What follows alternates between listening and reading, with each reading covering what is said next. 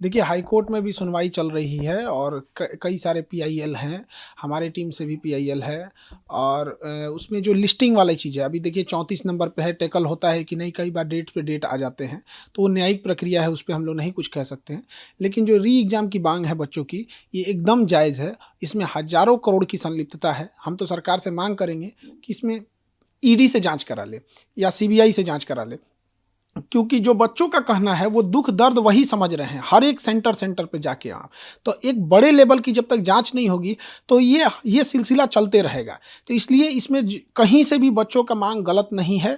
लेकिन अगर आयोग अगर आंख बंद कर लेगी, सरकार भी अगर आंख बंद कर लेगी, तो बच्चे कहाँ जाएंगे। तो सरकार के पास इस फंडिंग को जांच करने के लिए ईओयू है, वो सेंट्रल की हेल्प लेके ईडी से जांच करा ले, सीबीआई से जांच करा ले। ये तो बात हो गया पल्ला झाड़ने का, फंडिंग हो रही है तो जो कर रहा है उसको वो समझे यहाँ पर। लेकिन जो बच्चों के लिए जो 4.5 लाख बच्चे हैं जिनके साथ ये अन्याय हुआ है, कम से कम उनको तो न्याय दिला दे। देखिए, इसमें कई तरह की चीज़ें हो गई यहाँ पर, लेकिन हम इतना ज़रूर कहेंगे कि हमारी हाथ जोड़ के विनती है दीपक सर से कि थोड़ा आप बच्चों के लिए कर दे, कृपा करें एकदम यहाँ से। क्योंकि आप अगर वो चाहेंगे तो ज़रूर इस चीज़ों को होगा, सरकार तक वो सबसे जल्दी बात पहुँचा सकते हैं और वो कोऑर्डिनेट भी अच्छे से कर सकते हैं। लेकिन अगर एक हो गया कि उनसे आदमी जीवन भर में कभी उनसे कहाँ कुछ बोला है, कोई विद्यार्थी उनसे क्या किया है, लेकिन एक विद्यार्थी की ओर से भी हम कह रहे हैं कि दीपक जो सर से अभी हाथ जोड़ के विनती है कि अगर इन बच्चों का अगर वो री एग्ज़ाम करा देते हैं तो एक तरह से उनको लिए हमेशा ज़िंदगी भर बच्चे उन्हें भी याद रखेंगे। और ये जो मनोबल बढ़ा हुआ है शिक्षा के क्षेत्र में, इस शिक्षा माफियों का जो पेपर लीक करा देना,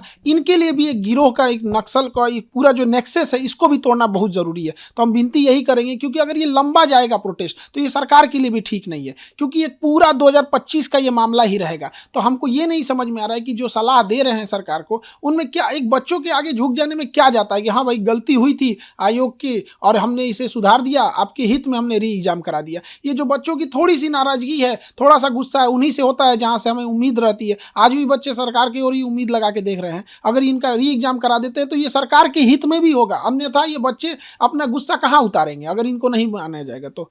ये चुनावी साल भी है, तो कब आगे की स्ट्रेटेजी क्या हो गया? देखिए, अब ये तो बच्चे इतनी बड़ी संख्या में जो इनके साथ अन्याय हुआ है, अब ये बच्चे लाखों की संख्या में धरना देने जा रहे हैं। अब इन बच्चों का कोई राजनीतिक लाभ उठाएगा तो इसमें क्या बच्चे क्या करेंगे, किसी को थोड़े भगाएंगे सब यहाँ। तो लेकिन अब राजनीतिक लोगों से भी या बच्चों से भी कहते हैं कि ये आंदोलन शुद्ध रूप से बच्चों का था। विद्यार्थियों लोगों से भी कहते हैं कि शुद्ध रूप से ये विद्यार्थी का ही आंदोलन होना चाहिए, तभी जाके हम लोग की सफलता मिलेगी। क्योंकि डायरेक्ट जो अगर देखेंगे स्टेक होल्डर तो बच्चे हैं, इनडायरेक्टली हम लोग हैं, क्योंकि हम लोग उन्हें पढ़ाते हैं, उनके साथ अन्याय होता है तो हम लोग उनकी आवाज़ बन के एक संगठित कर देते हैं। लेकिन इसका डायरेक्ट स्टेक होल्डर वो बच्चे ही हैं। लेकिन अगर आंदोलन लंबा खींचते जाएगा तो सरकार आंख बंद करके रखेगी तो बच्चे कहाँ जाएंगे। वो कोई प्रदर्शन करने का ट्रेनिंग लेके नहीं आए, उनकी दिल की तकलीफ है जो वहाँ पे इतने देर से रुके हुए हैं। लेकिन बीच में तो कुछ पॉलिटिशियंस है, वो भी तो इन्वॉल्व हो जाते हैं। अब वो चीज़ें साइड हो गई हैं, अब सरकार को इस पे संज्ञान ले लेना चाहिए और बच्चों का री एग्जाम करा देना चाहिए। अन्यथा हम लोग का तो एक ही मांगे, हम लोग री एग्जाम लेके रहेंगे। और अगर हम री एग्जाम नहीं लेते हैं तो हम बच्चों, अगर सरकार कहती है कि हम री एग्जाम नहीं लेंगे, तो हम पूरे बिहार में यही कहेंगे ना कि हमने अपनी झोली फैला के बच्चों के भविष्य का भीख मांगे और सरकार ने उसमें थूक दिया। यही कहेंगे हम अगर नहीं री एग्जाम होगा तो। आयोग नहीं, अब सरकार नहीं मानती तो अब आगे आप लोग? अब बच्चे इसको अब जहाँ जहाँ प्रोटेस्ट करना होगा, अब फिर क्योंकि अभी बच्चों की परीक्षा है, 6 महीना बाद सरकार की परीक्षा होगी, तो इन बच्चों की नाराजगी लेके सरकार कहाँ जाएगी। इसलिए इनका री एग्जाम करा देना चाहिए। आपको लगता है कि चुनावी वर्ष अगर नहीं लगता, हमें पूर्ण विश्वास है कि अब री एग्जाम होगा। और ये हम बच्चों के लिए भी कहते हैं कि अब बहुत जल्दी हम जो बच्चे हैं इनका मेहनत बर्बाद नहीं जाएगा, इनकी मेहनत रंग ला रही है, ये अपने मुकाम तक पहुंच चुके हैं और बहुत जल्दी सरकार पॉजिटिव डिसीजन, हमको जहां तक लगता है कि बच्चों का व्यर्थ जाने नहीं देगा। बीच में थोड़ा सा गड़बड़ हो गया था ये सब। अब देखिए, किसी बच्चे किसी पॉलिटिक्स को नहीं लेके आते, वो तो पढ़ने वाले बच्चे हैं, उनके पास इतना भी पैसा नहीं रहता कि गर्दनी बाग जाके प्रोटेस्ट कर सके। कितना 200-300 रुपये उनके पास एक्स्ट्रा रहता है, वो भी बीमार पड़ गए तो वो भी खत्म हो जाता है। तो बच्चों की मेहनत रंग ला रही है और हम लोग जीत रहे हैं और बहुत जल्दी पॉजिटिव आएगा और री एग्जाम होगा। न्यायालय से उम्मीद है? न्यायालय से पूर्ण भरोसा है कि न्यायालय कभी भी अन्याय नहीं करेगी और हम लोग के पक्ष में ही फैसला आएगा। अच्छा, ये टीआरई को लेकर है, जो डोमिसाइल नीति है, या फिर सप्लीमेंट्री, उसको लेकर आप? देखिए बीपीएससी टीआरई ने मजाक बना के रख दिया है।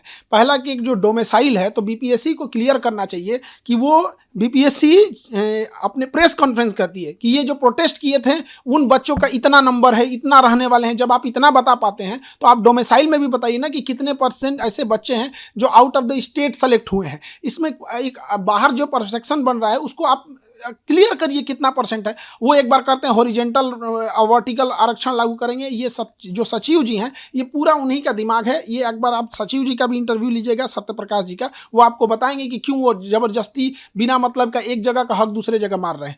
है प्रतिभा है, उनका कुछ कोटा है, वो सारे राज्य देते हैं, वैसे सबको करना चाहिए जैसे सारे राज्य करते हैं, वैसे हम लोग को भी करना चाहिए। दूसरा, बच्चों का तकलीफ कौन समझेगा? बीपीएससी टीआरई वालों का। उनका सप्लीमेंट्री रिजल्ट बीपीएससी रेडी है जाने के लिए, पता नहीं क्यों शिक्षा मंत्री किसके दबाव में आकर ये नहीं दे रहे हैं। अब शिक्षा मंत्री और एसीएस ये दोनों लगे, एसीएस हमारे आईएएस में टॉप हैं और हमारे शिक्षा मंत्री आईपीएस में टॉप है। ये आईएएस आईपीएस की लड़ाई में ना हमारे बच्चे पीस जा रहे हैं। अरे भैया, आप अपना ईगो, अपना ये सारी चीजें साइड रखिए, एक सप्लीमेंट्री रिजल्ट दे दीजिए। भीख थोड़ी मांग रहे हैं। एक बच्चे का सपोज कीजिए कि अगर उसका 6 to 8 में हुआ है, किसी का 9 to 10 में हुआ है या 11th में हुआ है, तो 2 जगह अगर उसका रिजल्ट हो गया है तो किसी एक जगह ही ज्वाइनिंग करेगा, एक को छोड़ेगा तो सीटवा को जो पीछे है उसको सप्लीमेंट्री देने में क्या जाता है? ऐसी ऐसी लड़कियां हैं जिनके माँ बाप इस बार उसकी शादी ब्याह करा देंगे, उनका हमेशा के लिए सपना चकनाचूर हो जाएगा और उन लड़कियों को जीना बड़ा मुश्किल हो जाएगा क्योंकि उन्होंने पढ़ाई को देख लिया, वो स्टैंडर्ड ऑफ माइंड देख लिया है। तब उसको आप जंगल में से शेर को ले आकर फिर सर्कस में रखेंगे तो टेंशन से मर जाएगा बेचारा।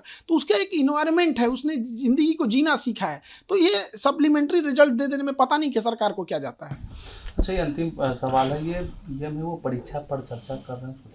देखिए, पीएम हमारी परीक्षा पर चर्चा कर रहे हैं, ये उनका बहुत सराहनीय प्रश्न है। लेकिन पीएम साहब बैठते हैं दिल्ली में और वहां से हमारा बिहार बड़ा धुंधला दिखता है। हम परीक्षा पे चर्चा करके और परीक्षा देके क्या करेंगे कि यहाँ सीटें बेच दिया जाए, परीक्षा ही में ही धांधली करा दिया जाए। हम लोग तो कह रहे हैं कि भैया री एग्जाम ले लो। तो पीएम मोदी जी से भी विनती है कि थोड़ा बिहार को भी देखिए, वहां से धुंधला दिखता होगा, अपने ही जांच करा लीजिए। यदि हम कह रहे हैं कि जांच अगर बड़े लेवल की जांच करेगी, सीबीआई, ईडी, अगर इस सब बड़े लेवल की जांच होगी तो जरूर इस चीज का पूरा भंडा फूट जाएगा और एक पूरा नेक्सस सामने बाहर आ जाएगा कि कौन इसमें संलिप्त है। जो भी विद्यार्थी है, जो भी शिक्षक है, अब वो हम सबको पता है कि इसमें धांधली हुई है। तभी हम लोग इतने बुलंद आवाज में कहते हैं सीबीआई जांच करो, वरना कोई कहे कि जो लोग संलिप्त हैं या सरकार से ही कहते हैं कि आप क्यों इस चीज को एक ईगो पे लेके बैठे हैं। बच्चे हैं, आप ही के बच्चे हैं यहाँ, तो मान लीजिए इस चीज को री एग्जाम करा लीजिए, उन्हीं के लिए अच्छा रहेगा ये चीज।